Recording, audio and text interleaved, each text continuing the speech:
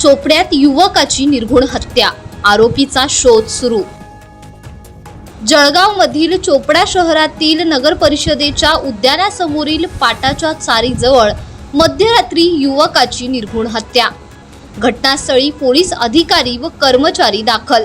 संबंधित युवकाचा चेहरा छिन्नविछिन्न अवस्थेत असल्याने ओळख पटवणे कठीण, मात्र हातावरील टॅटूवरून पटली ओळख। सदर युवक तारामती नगर येथील प्रदीप माळी असल्याची माहिती समोर।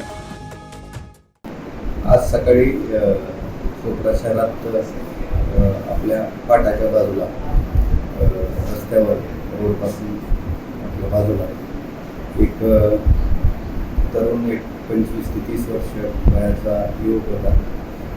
त्याचं आम्हाला ट्रेक मिळालेला आहे। चेहरा पूर्ण हे झालेला आहे, रक्तबंबाळ झाला आहे, छिन्न विछिन्न।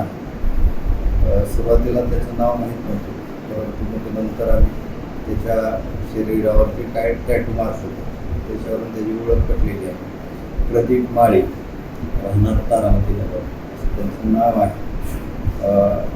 घटनास्थळावरची जी काही परिस्थिती आहे त्यातून तो प्रकार घातपाताचा आहे असं दिसत आहे। आम्ही अधिक तपास करत आहोत।